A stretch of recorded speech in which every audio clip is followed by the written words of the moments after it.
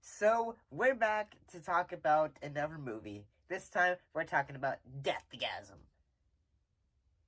So, yeah, this one actually was directed by Jason Lee Howden. And if that name sounds familiar, this film was actually directed by the director of Guns Akimbo. And if you don't know what Guns Akimbo is, basically it's Daniel Radcliffe with guns attached to his wrist, and yeah. That was actually pretty awesome. I'd highly recommend that. That was actually a really good film. This film actually came out in the year 2015. It's from New Zealand, and it's a comedy horror film. It's an independent film, too. So, yeah. And, if I could describe this to anyone who has never seen it, I'd say picture Evil Dead, and then add in a love for heavy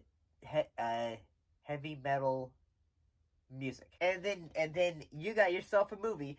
Like, the thing that makes this movie cool, honestly, is a lot of things, honestly. Like, say, whether it's humor, is, like, say, all of its, well, I'd also say it's practical effects, and also say the,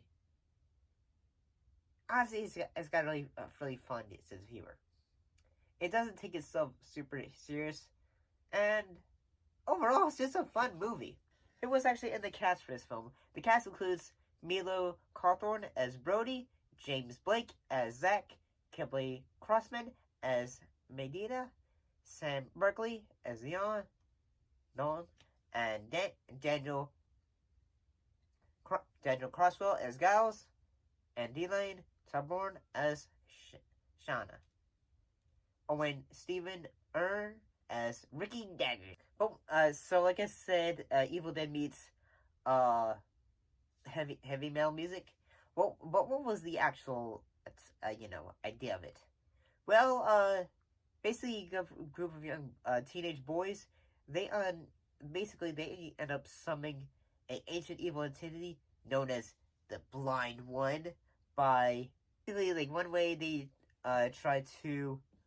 basically unleash him is by singing and playing a song known as the Black Hymn, which basically it just possesses people, and as well as basically just makes people, like, say, possess people, and as well.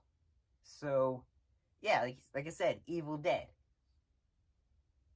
And yeah, it's actually, honestly, this film is a lot of fun. I mean, you can really, like, emphasize with Brody because, the fact he's a new kid, but at the same time, there's not really many people like him in his community. Well, because his community is really, Christian and all that. And he is the only metalhead besides Zach. So you in a band? Yeah, I play the guitar. I mean, X. Do you like metal? I don't really get it. It's like when life sucks, and you feel alone and empty. Stick on some metal, and life is better because somebody else knows the pain and the rage that you're going through. You know. And, well, I mean, honestly, his only two friends are, a couple, like, D&D nerds. I apologize, I'm a little bit sick, like I said. So yeah.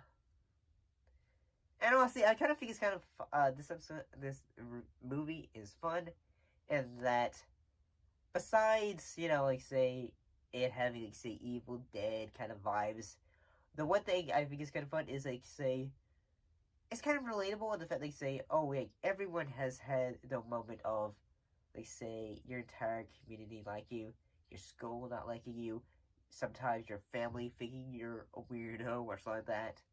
So, yeah, you get that, although you don't really get the like say you don't really emphasize with like say, oh, I've just read from a book of like say a musical notebook that basically unleashes hell and Satan. Yeah, that doesn't usually happen. And yeah, there was like say like a oh yeah there's also occultism in this movie. Like say there like say, basically there's a cult leader named Aeon, and basically his whole deal is he wants the Black Kim, because you know he wants to please his dark master or some stuff. Funniest moments, although it's pretty dark though, is like say with Aeon when he goes like say, okay, you guys did it wrong, when one of his like say members of his cult gets, yeah, he says like, you have failed me, and then yeah. Oh, come on, that's a custom-made Satori rug, idiots! You put a tarp down first. Do it again. Again! Do it again!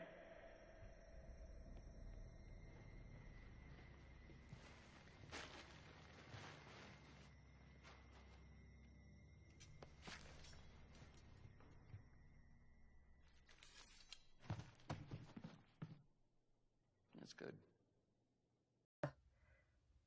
Like, also gonna say one of my favorite funny moments of this film is, say, I'm not Zach, but Brody is having to fight his family, his uncle and his aunt, and yeah, like say apparently his aunt is really into BDSM, and so basically they use dildos and anal beads to like beat up his demon possessed uncles and family.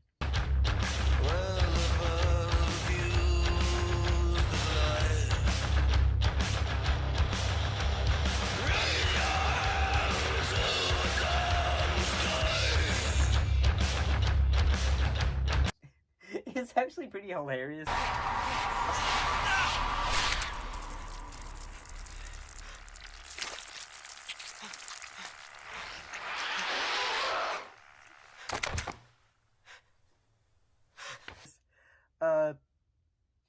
So yeah, if that happens, there's also like say the classic like say independent films like say, like where like say characters are daydreaming. So yeah, you have that. Brody is like daydreaming and all that, where he's like in death metal, like a metalhead god and he gets the girl. I also gotta say even apparently like the effects for this film, actually they are really practical, honestly. So yeah, they look really cool. I'm trying not to show too much of the bloody violence because I don't. Yeah, like I mean I've showed kind of stuff like this before, but at the same time I don't really want to get slammed for like oh, this is too violent, oh, and all that, man. But I mean, honestly, I gotta say, I enjoy this film. I actually kind of recommend it. Like say, heck, the demon head thing is really honestly pretty cool.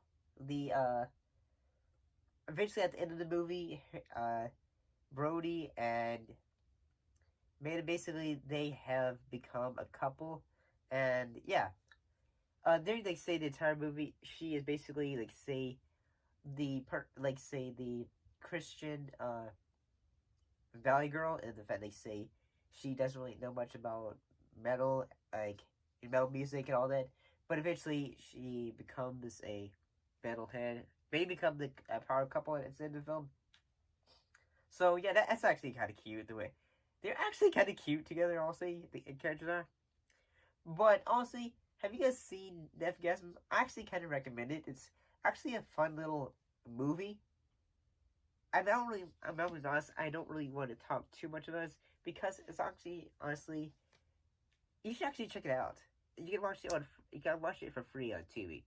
So yeah, I actually would recommend checking it out too.